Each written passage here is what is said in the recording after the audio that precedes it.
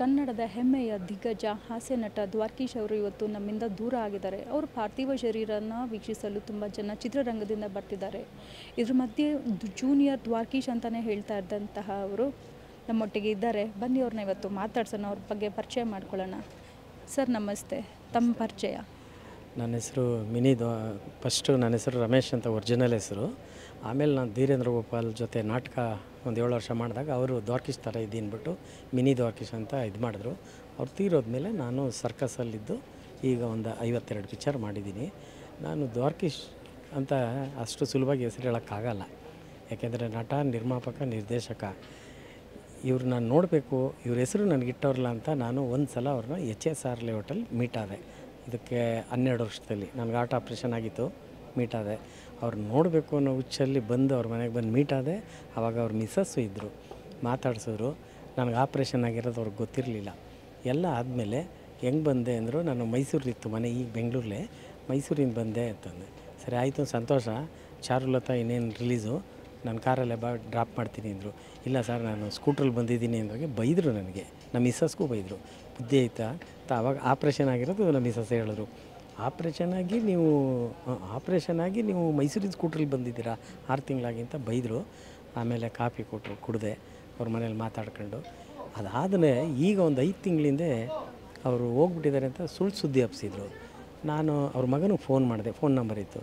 ಇಲ್ಲ ಇದ್ದಾರೆ ಮನೇಲಿ ಅಂತ ನಾನು ಮನೆಗೆ ಬಂದು ವೀಡಿಯೋ ಮಾಡಿ ಅವ್ರಿಗೆ ಸನ್ಮಾನ ಮಾಡಿಬಿಟ್ಟು ಆ ವಿಡಿಯೋನ ನಮ್ಮ ಸಿನಿಮಾ ಗ್ರೂಪ್ಗೆ ಹಾಕಿದೆ. ನಾನು ಸಿನಿಮಾದಲ್ಲಿ ಮಾಡೋದ್ರಿಂದ ನಮ್ಮದೊಂದು ಗ್ರೂಪ್ ಇದೆ, ಅಲ್ಲಿಗೆ ಹಾಕಿ ವಿಷಯ ತಿಳಿಸ್ದೆ.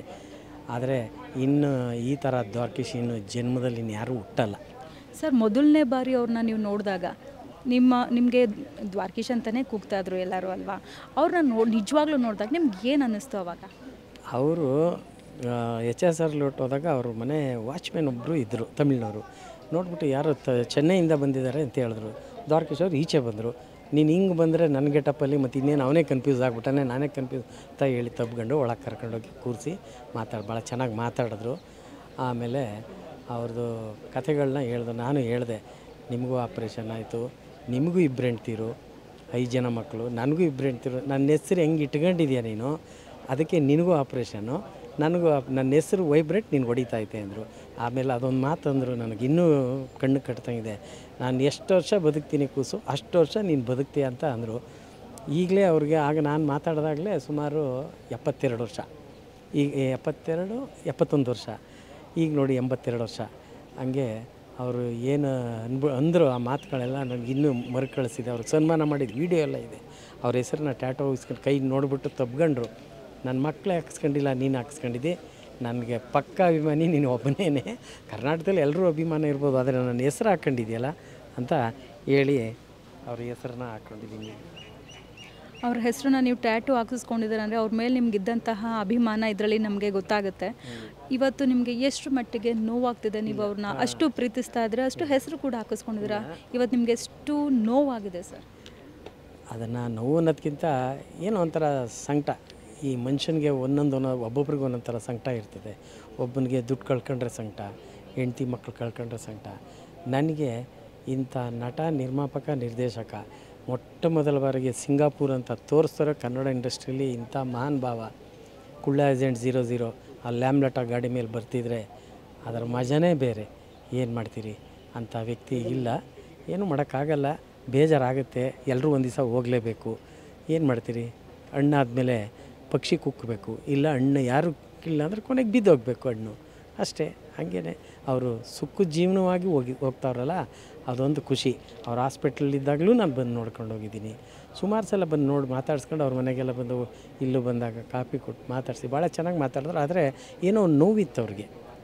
ಈ ಮನೆ ಎಷ್ಟೇ ದೊಡ್ಡದಿದ್ದರೂ ಅವ್ರಿಗೆ ಓಡಾಡ್ತಿದ್ದ ವ್ಯಕ್ತಿ ಅಲ್ವೇ, ಅವ್ರಿಗೆ ಕಾಲಲ್ಲಿ ಚಕ್ರ ಓಡಾಡ್ತಿದ್ದ ವ್ಯಕ್ತಿ ಒಂದು ಕಡೆ ಕೂತ್ಬಿಟ್ರೆ ಏನೋ ಒಂಥರ ಮನಸ್ಸು ನೋವಿತ್ತು. ನಮ್ಮ ಮಿಸ್ಸಸ್ಸು ಹೆಗಲ ಮೇಲೆ ಕೈ ಹಾಕೊಂಡಾಗ ಕಣ್ಣೀರು ಕಚ್ಕೊಂಡ್ರು. ಯಾಕೆ ಅಂತಂದಾಗ ಏನಿಲ್ಲ, ಆಯಿತು ಒಂದು ದಿವಸ ಹೋಗೋದೆ ಅಂತ ಅಂದರು. ಹಾಗೆ ಈಗ ಒಂದು 5-6 ತಿಂಗಳಂದು ಮಾತು ಸತ್ಯ ಮಾಡಿಬಿಟ್ಟೆ ಹೋದರು. ನಿಮ್ಮನ್ನು ಜೂನಿಯರ್ ದ್ವಾರಕೀಶ್ ಅಂತ ಕೂಗ್ತಾರೆ, ನಾವು ಅವ್ರದ್ದೊಂದು ಸಣ್ಣ ಝಲಕ್ನ ನೀವು ನಮಗೆ ತೋರಿಸ್ಕೊಡ್ಬೋದಾ? ಇಲ್ಲ, ನನಗೆ ಬೆಳಗ್ಗೆ ಬಂದಿದ್ದು ನಾನು ವಿಷಯ ಗೊತ್ತ ತಕ್ಷಣ ಮುಖ ಅಂದರೆ ಏನೋ ಅವ್ರ ಥರ ಮುಖ ಇದ್ದೀನಿ. ನಾಟಕ ಮಾಡ್ತಿದ್ದೆ ಧೀರೇಂದ್ರ ಗೋಪಾಲ್ ಜೊತೆ, ಬಟ್ ಮಾಡೋ ಅಂಥ ಮೂಡಿಲ್ಲ. ಯಾಕೆಂದರೆ ಬೇಜಾರಾಗೈತೆ, ಏನೋ ಒಂಥರ ಏನೋ ಕಳ್ಕೊಂಡಂಗೆ, ಅದು ಹೇಳೋಕ್ಕೆ ಆಗ್ತಾಯಿಲ್ಲ. ನಾನು ಬೆಳಗ್ಗೆಯಿಂದ ಇಲ್ಲೇ ಇದ್ದೀನಿ, ಆ ಹೂಗಳನ್ನೆಲ್ಲ ಬಾಡಿಯಿಂದ ತಂದು ಇಲ್ಲಿ ಹಾಕ್ತಿರ್ತೀನಿ. ಅವ್ರ ಹೆಸರು ನನಗೆ ಇಟ್ಟ ಮೇಲೆ ನನ್ನ ಕೈಲೊಂದು ಅಳಿಲು ಸೇವೆ ಇದು. ಯಾಕೆಂದ್ರೆ ನಾಳೆ ಬಿಟ್ಟರೆ ಇನ್ನು ನಾಳಿದ್ದು ನೋಡ್ತೀನಿ ಅಂದರೆ ನಾಳೆ ಮಧ್ಯಾಹ್ನ ಮೇಲೆ ನೋಡ್ತೀನಿ ಇದ್ರು ಮುಖ ಸಿಕ್ಕಲ್ಲ. ಇವರೇ ಅಲ್ಲ, ಸತ್ಯಜಿತ್ತು, ಲಕ್ಷ್ಮಣ್ಣು, ನಮ್ಮ ಮಿಮಿಕ್ರ ಸುಮಾರು ಜನ ಸತ್ತಾಗ ನಾನು ಹೋಗಿದ್ದೀನಿ ಚಾನಲಲ್ಲಿ ಮಾತಾಡಿದ್ದೀನಿ. ಆದರೆ ಈ ವ್ಯಕ್ತಿ ಹೋಗಿದ್ದು ಮಾತ್ರ ಸುಖವಾಗಿ ಹೋದ್ರು ಮಾತ್ರ. ಒಂದು ಒದ್ದಾಡಲಿಲ್ಲ, ಒಂದು ನಳಲಿಲ್ಲ, ಏನಿಲ್ಲ. ಕಾಫಿ ಕುಡಿದು ಆರಾಮಾಗಿ ಟಾಟಾ ಹೇಳ್ಬಿಟ್ಟು ಹೋದರು. ಕನ್ನಡ ಚಿತ್ರರಂಗಕ್ಕೆ ನಷ್ಟ ಅಂದರೆ ಯಾರ್ಯಾರೋ ಹೋದ್ರು ನಷ್ಟ, ಆದರೆ ಇಂಥ ನಿರ್ಮಾಪಕ, ಇಂಥ ನಿರ್ದೇಶಕ, ಇಂಥ ಕಾಮಿಡಿಯನ್ ಆ್ಯಕ್ಟ್ರು ಇನ್ನು ಯಾರೂ ಬರೋಲ್ಲ. ನಾವು ಅವ್ರ ಪಾದದ ಧೂಳಿಗೂ ಸಮ ಇಲ್ಲ, ಮಾಡೋಕ್ಕೂ ಆಗೋದಿಲ್ಲ. ಯಾರಾದರೂ ನಿಮ್ಮನ್ನು ಸರ್ ಜೂನಿಯರ್ ದ್ವಾರಕೀಶ್ ಅಂತ ಗುರುತಿಸಿದಾಗ ನಿಮ್ಮನ್ನು ಗುರ್ತಿಡಿತಾ ಇದ್ರಲ್ಲ, ಗುರ್ತಿಡ್ದು ಜನ ಪಬ್ಲಿಕ್ ನಿಮ್ಮನ್ನು ಮಾತಾಡಿಸ್ತಾ ಇದ್ದಾಗ ನಿಮಗೆ ಏನು ಅನ್ನಿಸ್ತಾ? ಇಲ್ಲ, ಮಾತಾಡಿಸ್ತಾರೆ, ಈಗಲೂ ಮಾತಾಡ್ತಾರೆ. ನೀವು ಸ್ವಲ್ಪ ದ್ವಾರಕೀಶ್ ಥರ ಇದ್ದೀರಲ್ಲ ಅಂತಾರೆ, ಮಾತಾಡಿಸ್ತಾರೆ. ಎಷ್ಟೋ ಜನ ಕೆಲವು ನಿಮ್ಮನ್ನೆಲ್ಲೋ ನೋಡಿದ್ದೀನಲ್ಲ ಅಂತಾರೆ. ಯಾಕೆಂದರೆ ಅವ್ರಿಗೆಲ್ಲೋ ಸ್ವಲ್ಪ ನೋಡಿದ್ದೀನಲ್ಲ ಅಂತಾರೆ. ಆವಾಗ ನಾನು ಹೇಳ್ತೀನಿ, ಇಲ್ಲ ನೀವು ಸ್ವಲ್ಪ ದ್ವಾರಕೀಶ್ ಥರನೇ ಇದ್ದೀರಿ ಅಂತಾರೆ. ಆವಾಗ ನಾನು ನಾಟಕ ಮಂಡಳಿ ಕೂದಲು ಸಖತ್ತಾಗಿತ್ತು, ಫೋಟೋ ಇದೆ, ಅದನ್ನು ನೋಡಿಬಿಟ್ರೆ ನೀವು ಕಳೆದೋಗ್ಬಿಡ್ತೀರಿ. ಇಲ್ಲ ನಿಮ್ಮದಲ್ಲ ಇದು ದ್ವಾರಕೀಶ್ತೆ ಅಂತೀರಿ. ಕೂದಲಿತ್ತು. ಈಗ ನನಗೂ 62, ಅವ್ರಿಗೂ 82. ಏನೋ ಅವ್ರು ಹೇಳ್ದಂಗೆ ನಾನು ಇನ್ನೂ 20 ವರ್ಷ ಇರ್ತೀನೇನೋ ಏನೋ. ಅವ್ರ ಹೆಸರು ನನ್ನ ಮೇಲಿರೋದ್ರಿಂದ ಅವ್ರಿಗೆ ಬಾಯ್ಬಿಟ್ಟ ನನ್ನ ಹೆಸರು ಏನು ಇಟ್ಕೊಂಡಿದೆ ಅದೇ ವೈಬ್ರೇಟ್. ನನಗೂ ಹಾರ್ಟ್ ಆಪ್ರೇಷನ್ ಆಗಿದೆ, ನನಗೂ ಮಕ್ಕಳು ಮರಿ ಎಲ್ಲ ಹಿಂಗೆ ಇಬ್ಬರು ಆರಾಮಾಗಿದ್ದೀನಿ, ಏನಿಲ್ಲ, ಆರೋಗ್ಯವಾಗಿದ್ದೀನಿ, ಆರಾಮಾಗಿದ್ದೀನಿ. ದೇವ್ರಿಚ್ಛೆ ಇನ್ನು ಅಷ್ಟೇ. ಇದಿಷ್ಟು ದ್ವಾರಕೀಶ್ ರವರ ಅಭಿಮಾನಿಯಾದ ರಮೇಶ್, ಜೂನಿಯರ್ ದ್ವಾರಕೀಶ್ ರವರ ಮಾತಾಗಿತ್ತು. ಕ್ಯಾಮ್ರಾ ಪರ್ಸನ್ ಯುವ ಜೊತೆಗೆ ದೀಕ್ಷಾ, ಫ್ರೀಡಮ್ ನ್ಯೂಸ್, ಬೆಂಗಳೂರು.